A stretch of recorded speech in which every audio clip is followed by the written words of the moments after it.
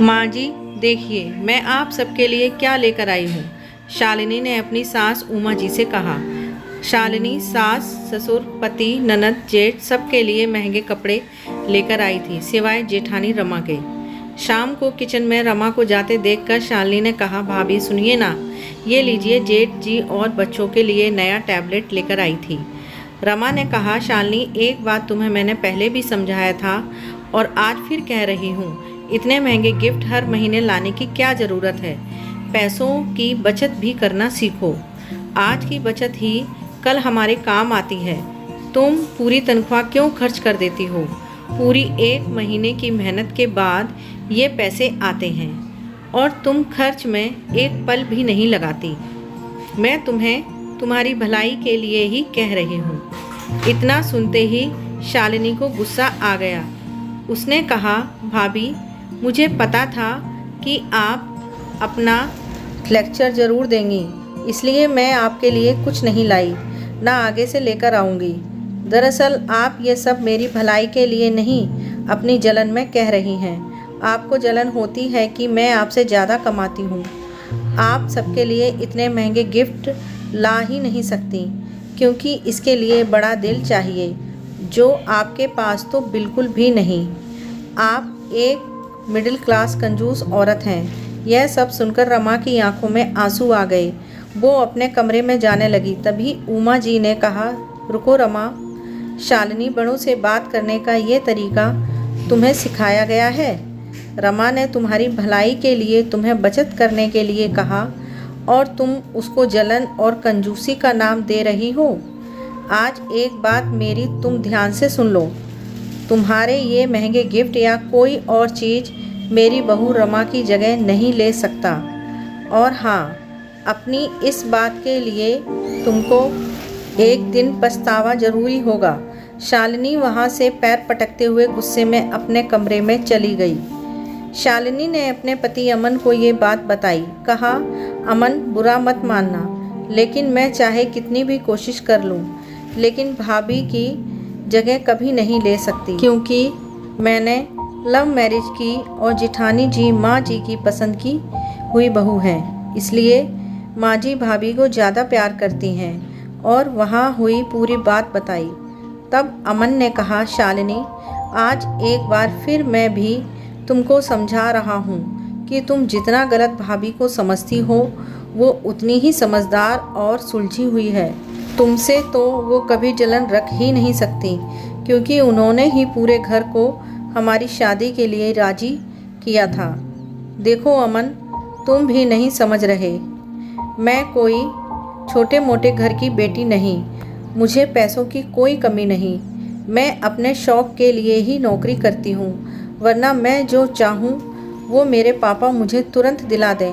पापा का इतना बड़ा बिजनेस है, मैं क्यों बचत की चिंता करूँ? शालिनी ने कहा। अगले दिन रविवार को शालिनी दोस्तों के साथ घूमने जा रही थी। तभी उसकी नज़र हॉल में बैठी जेठानी पर गई। उसने गुस्से से अपना पर्स उठाया और फ़ोन हॉल की टेबल पर ही भूल गई। रमा ने आवाज़ देनी चाहिए तो उमा जी ने रोक लिया। कहा, जाने दो, वैसे भी एक फ़ोन है उसके पास, अभी आवाज़ दोगी तो बेकार में नाराज़गी झेलनी पड़ेगी। रमा ने हम कहते हुए जैसे ही फ़ोन रखा, देखा तो शालिनी के फ़ोन पर उसके भाई का फ़ोन आ रहा था। रमा ने फ़ोन उठाकर बोलना चाहा कि तभी उसने बिना आवाज़ सुने रोते हुए बताया कि दीदी, जल्दी अस्पताल आ जाओ, पापा को अस्पताल लेकर जा रहे हैं। कहते हुए फ़ोन रख दिया। रमा के साथ पूरा परिवार अस्पताल पहुंचा। वहां जाकर पता चला कि उसके पार्टनर ने उन्हें धोखा दे दिया और धोखे से सब कुछ अपने नाम कर लिया। शालिनी का भाई उमेश मुंह पर हाथ रखकर बेंच पर बैठा रो रहा था। तभी रमा ने उसके सिर पर हाथ रखते हुए कहा, उमेश, क्या बात है, अपनी बड़ी बहन को नहीं बताओगे? उमेश आश्चर्य से रमा को देखने लगा और सारी बात बताई कि अभी पैसे जमा नहीं किए तो डॉक्टर इलाज नहीं करेंगे। मुझे और रमा को पापा ने पैसों की सभी डिटेल नहीं बताई। अभी हमारे पास इतने पैसे नहीं और शालिनी दी भी फ़ोन नहीं उठा रही। मुझे लगा वो ही आएंगी। रमा ने कहा, लाओ मुझे बिल दो और तुम आंटी के पास जाओ, मैं अभी आती हूँ। और जाकर काउंटर पर पैसे जमा किए। शालिनी ने फ़ोन पर अपने भाई के इतने सारे मिस कॉल देखकर परेशान हो गई। तभी उसको उमेश का मैसेज रिसीव हुआ जिसमें उसने लिखा था, दीदी पापा की हार्ट सर्जरी हो रही है, अर्जेंट पैसे चाहिए। और उसने उस मैसेज में पूरी बात लिख के बताई। शालिनी भागती हुई अस्पताल पहुंची। तब तक ऑपरेशन हो चुका था। वहाँ सिर्फ अमन और उमेश मौजूद थे। शालिनी रोए जा रही थी। तब अमन ने कहा, शालिनी घर चलो, अभी पापा को आईसीयू में रखा है, अब कल सुबह ही मिलना हो पाएगा। शालिनी ने अमन से कहा, अमन मुझे उमेश से 1 मिनट कुछ बात करनी है। हाँ ठीक है, करके आ जाओ, मैं कार में बैठा हूँ। शालिनी ने उमेश से कहा, उमेश तूने पैसों का इंतज़ाम कहाँ से किया? क्या अमन से लिया या मेरे ससुराल वालों से? उनको तूने सारी बातें बता दी क्या? शालिनी मन ही मन सोच रही थी कि अब उसको हमेशा ताने सुनने पड़ेंगे और इनके पास होंगे तो भी ये लोग मदद नहीं करेंगे। सासू माँ ने पहले ही कह दिया था। तब उमेश ने कहा, नहीं दीदी, सिर्फ रमा दी को सारी बात पता है और उन्होंने ही अस्पताल के पैसे दिए बिना किसी को बताए। दीदी वो तो बहुत अच्छी हैं, डॉक्टर से बात की और बिना किसी शोरगुल के मदद भी की।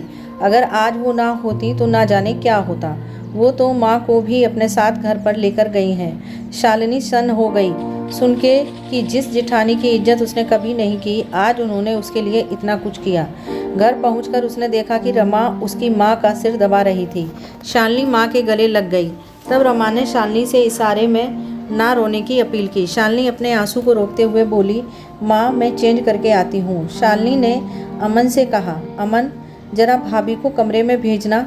रमा कमरे में आते ही बोली, शालिनी मैंने तुम्हें रोने से इसलिए रोका क्योंकि आंटी जी भी कब से रो रही थी और उनका सिर दर्द होने लगा था। वो घर पर अकेली रहती तो ज़्यादा सोचती, इसलिए यहाँ लेती आई कि हम सबके बीच उनको अच्छा लगेगा। तुमको बुरा लगा हो तो। शालिनी ने रमा का हाथ पकड़कर अपना एक हाथ रमा के मुंह पर रख के कहा, भाभी बस इतना शर्मिंदा मत कीजिए मुझे, आप मुझे माफ़ कर दीजिए। मैं आपको पहचान नहीं पाई, आपकी अच्छाई को आपका ढोंग समझ बैठी। आपका एहसान मैं कभी नहीं भूलूंगी। नहीं शालिनी, कोई एहसान नहीं किया मैंने, वो भी तो मेरे माता पिता समान ही हैं और बहनें कभी एक दूसरे पर एहसान नहीं करती। तुम तो मेरी छोटी बहन जैसी हो, गलती करना तुम्हारा अधिकार है, समझाना मेरा काम, समझी? हाँ भाभी, शालिनी ने रमा के गले लगकर रोते हुए कहा, लेकिन अब आपकी ये छोटी बहन कभी कोई गलती नहीं करेगी और आपकी हर बात मानेगी, वादा रहा। दोस्तों आज की कहानी आपको कैसी लगी कमेंट बॉक्स में ज़रूर लिखें और आपको कहानी पसंद आई हो तो वीडियो को लाइक करें, शेयर करें और प्लीज़ चैनल को सब्सक्राइब करके बेल आइकन को प्रेस करें, जिससे आगे आने वाली वीडियो का आपको टाइम से नोटिफिकेशन मिल सकेगा। मिलते हैं अगली वीडियो में, तब तक स्वस्थ रहिए, खुश रहिए।